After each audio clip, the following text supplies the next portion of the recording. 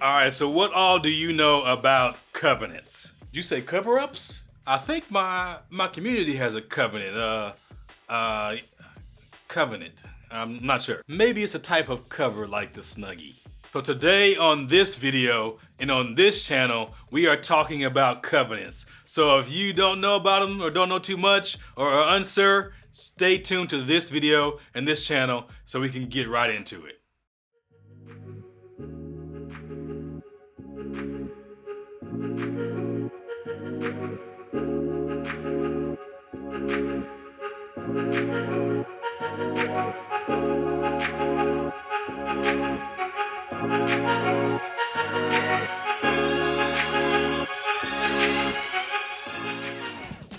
What is going on, YouTube, and welcome back to Faith Like That.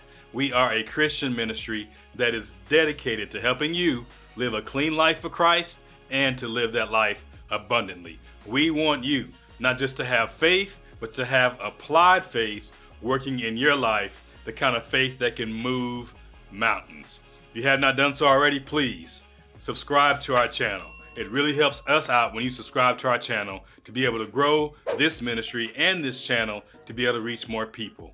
And at any point in the video, even now if you want to, you can smash that like button. When you hit the like button, it tells YouTube this is great content and to play it for more people and the same types of content for you.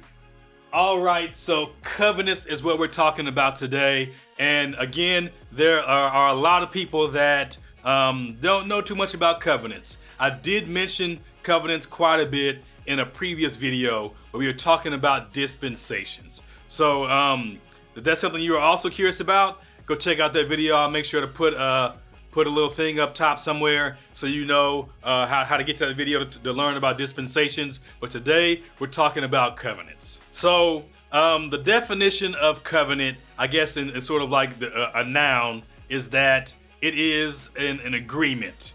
In the sense of the Bible, it's sort of like a promise. So it's an agreement or a deal or promise that has been made. And in the Bible context, we're talking about covenants between God and man. I guess there are also covenants in the Bible between man and man, but we're not focusing on those as much because technically, every time you make an agreement or deal with somebody, it could be called a covenant. So marriage could also be considered a covenant between a husband and a wife that they're going to be together and they're going to love each other and be in marriage and keep their marriage and their marriage bed holy and care for each other and love one another the way Christ loves the church. So altogether, there are 5 covenants that I want to speak about today, and the first one will be the universal or the Noahic Covenant. I'll say it like that. I'm kind of country from Kansas, so I may not have said it right. All right, so in this first covenant with Noah, God pretty much says that he's going to flood the earth. He's kind of tired of the nonsense. He's tired of putting up with man and some of the things that they're doing, so he's going to straighten it out. And his way of straightening it out is to tell Noah, oh, look, man, hey, Noah, you know, I'm kind of tired of this nonsense and some of the things that people have been doing. So I'm going to shut it down. I just want you to know. But before I shut it down, I want to tell you something. What you want to tell me, God? I want to let you know that I'm going to flood the earth. But hey, this is the plan. I'm going to give you some plans to build a boat. I'm going to call it the ark. And I want you to take your family and your sons and get on the ark. And then one kind of every animal, and I'm gonna send them to you. You ain't gotta go around and collect them, and they won't eat you or nothing like that.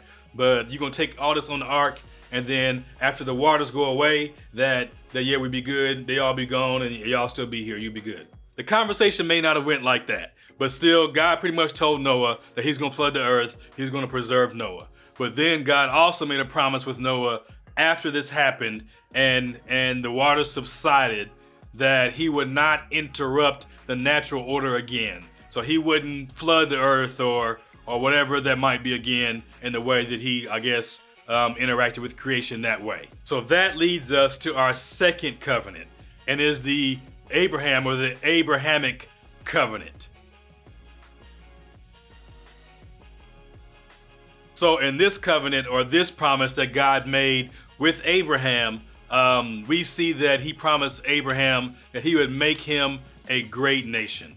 That sounds like he's going to have a whole bunch of kids. True, it does sound like he's going to have a whole lot of kids, but God did promise him that, yeah, Abraham, you're going to be a great nation. But then he also promised him in this covenant that he would use Abraham, or Abraham's people and his lineage and these nations he would create to bless everyone on earth. He would bless or mediate blessings to everyone through Abraham. All right, so that leads us to our third covenant, and that is the Mosaic or the Moses Covenant.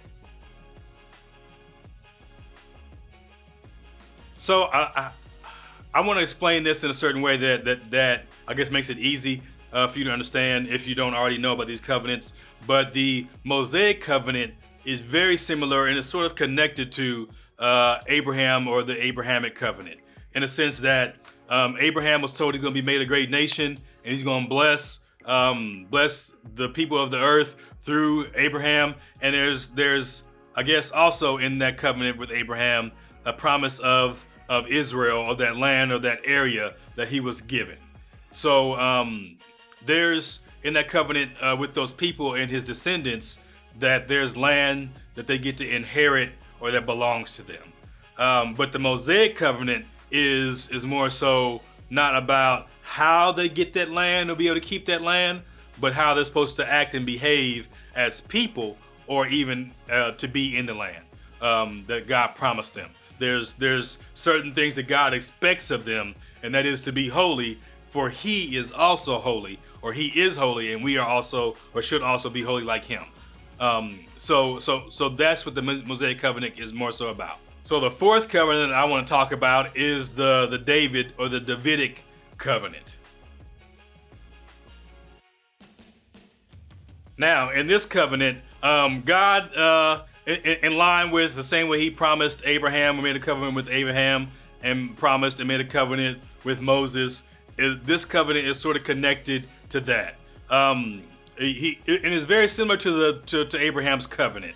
One major thing that I do want to point out about the covenant is that David wanted to build a house for God, but that God then also promised David that he would build a house for him, and sort of like not just like a throne or a palace, but more so just kind of build David up and build up his name and who he was and his descendants and his lineage, and that the Messiah would come through his lineage, which is big.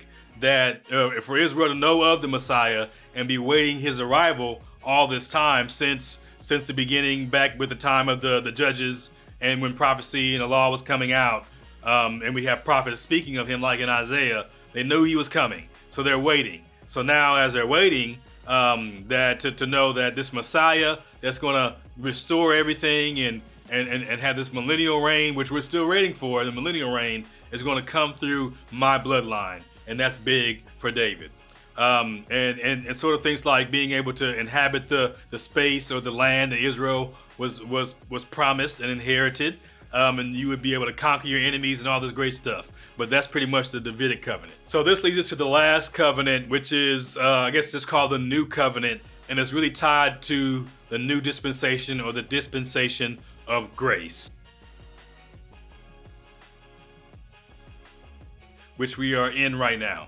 And it just pretty much means that God and man should have realized it now, but God already knew it, and this is just his process. God gave the law to Moses, and we were supposed to begin living by that law and sort of behaving in a certain way that I spoke to about during that covenant part when I was talking about the Mosaic Covenant.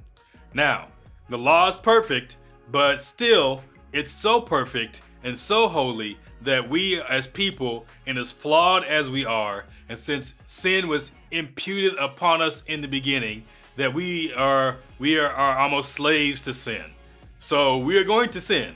So the law would have us be perfect and never sin, and there's only been one person that has walked this earth to ever do that, and that is Jesus Christ. So because of that, we would all not earn a place with God or to be able to be in fellowship with him because we're sinful creatures and beings. Now, because Jesus Christ came and died on the cross for our sins, and Jesus Christ came down through the generations as part of that Holy Trinity, being the Son of God. We see God himself in the Godhead come and pay the price for sin with his own blood. So now there is no other sacrifice required to pay for sin, because there was a perfect sacrifice that paid it all. So now we have this dispensation of grace, where grace is given because of our faith and our relationship with God, and our I guess our intention, and to kind of live in fellowship with him and do the things that he wants us to do, because the price has been paid for that sin already. But we just shouldn't take advantage of that and abuse the sacrifice that was made by just doing what we want to do because it was paid. We should walk worthy of the payment that was given. So thank you for spending time with me today as we talked about covenants. If you haven't done so already, please subscribe to our channel. Hit that bell icon so you know when videos are coming out. It really helps our channel out when you subscribe, to grow our community and to get more of these videos out to more people. Also, if you're still here, I believe you liked it. Please smash that like button. It really tells YouTube that this was great content and to play it for more people. And you know what? Drop us in the comments. Let us know what you thought about the video, or if there's pieces that you would also like to share. I didn't want to go too in-depth on anything. I like to keep the videos somewhat short so you all will watch them, but I would love to hear from you all more about these covenants. And if people come and read the comments in the video, to be able to learn a little bit more and a little bit deeper if they have time to read the comments. So again, thank you for spending time with me today, and until next time, have faith, be safe, we'll see you soon.